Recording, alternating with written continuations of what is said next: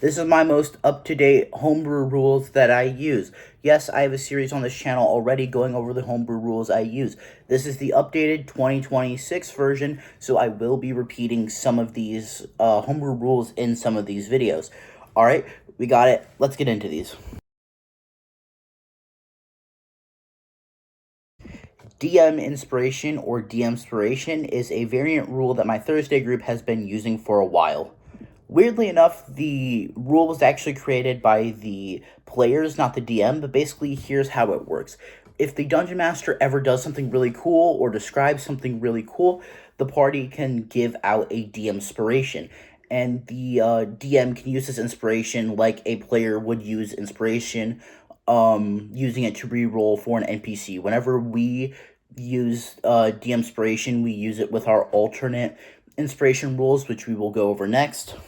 However, a little like side ruling for DM inspiration, if you are running this, I would make it so the DM can only have 10 DM inspiration at a time, and that the you are kind of picky whenever you give out DM inspiration, because currently our DM has 6 DM inspiration, and I've already gone over how that campaign is Legend of Zelda themed, but we are all scared that she is going to hoard those inspirations until the final Ganon fight and then use them all to slaughter us.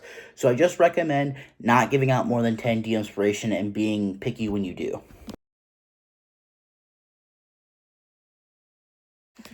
Okay, our variant inspiration rule.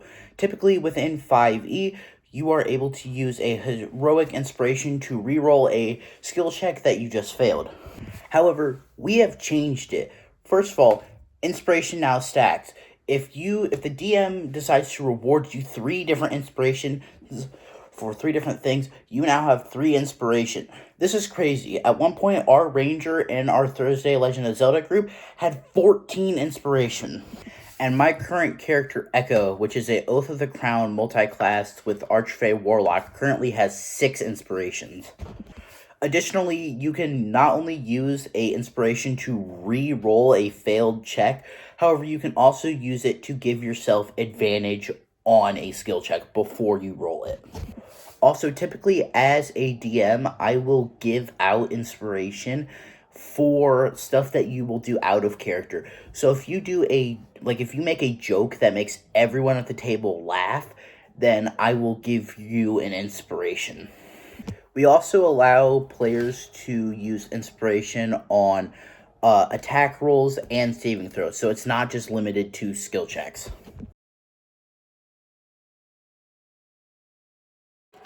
Monks gain proficiency with martial weapons, have a martial weapon of their choice as part of their starting equipment, and do not have to take Path of the Kensei Monk to get all this stuff. It's just part of their normal class.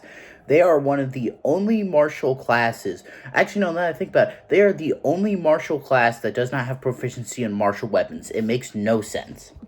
Additionally, monks can also gain the benefits of unarmored movement while wearing light armor. Once again, they are a martial class with no magical abilities or spellcasting to help them out. 2014 monks are incredibly underpowered. Oh, and their martial arts side starts off as a D6 instead of a D4.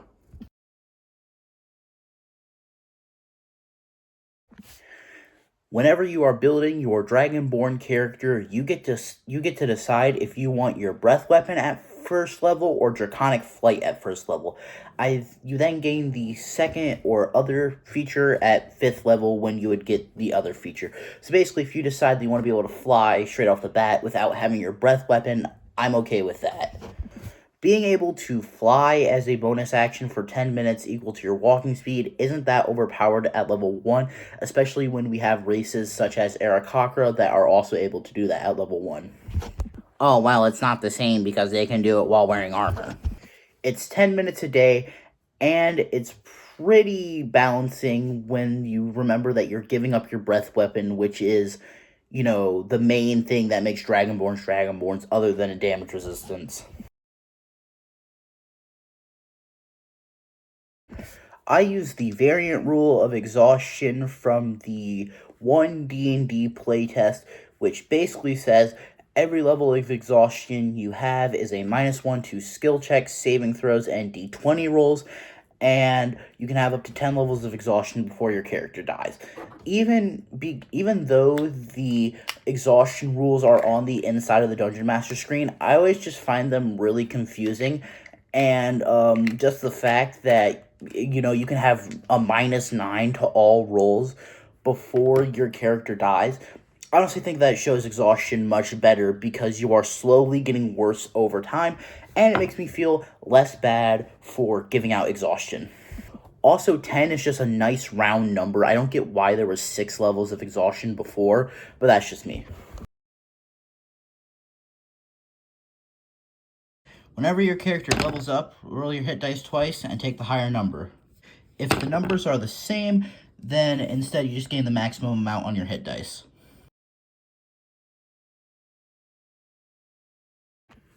Temporary hit point stack. If you get 5 temporary hit points from, let's say, Fighting Spirit, if you're playing a samurai fighter, and then your cleric casts False Life on you to give you an extra 4, then now you have 9 temporary hit points instead of deciding where to keep your temporary hit points. I never really got why temporary hit points don't stack. I guess it could be a balance thing, but even then, we haven't really had that much of a problem with it.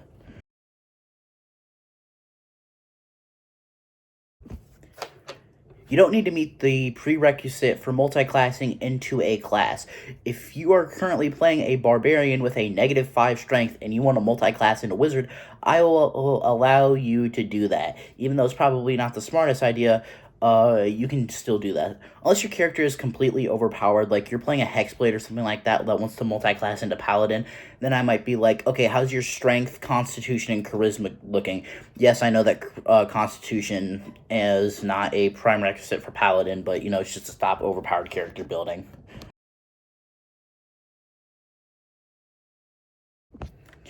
If you are playing a martial character that never multi-classes into a magic using class or doesn't have a magical subclass, so let's say that you're playing a fighter that doesn't take the Arcane Knight subclass, then you would get this.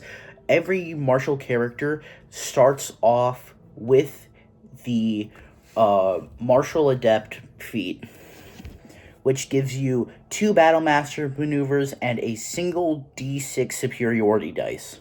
If your character ever multi-classes into a class with spellcasting or takes up a subclass that has spellcasting, they lose this free feat.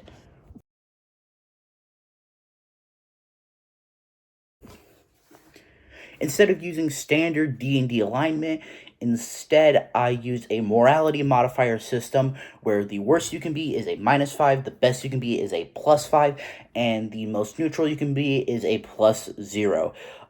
Your background decides where you start off on this morality modifier. So, for example, if you take like the soldier or criminal background, I'm going to start you off as a -1.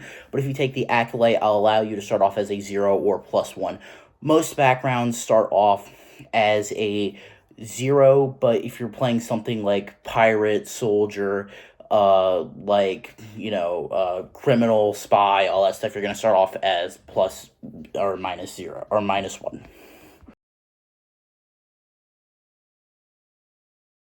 During character creation, instead of doing 4d6 drop the lowest for stats, instead I have my players roll 5d4 and add them all together. Typically, this will get my players closer to stats like 12s and 13s instead of the average 10. And I like this because it means that I can throw harder enemies at my players. So yeah, that has been my updated homebrew rules. Let me know what homebrew rules you all use down in the comments. Goodbye, subscribe, all that stuff. Bye.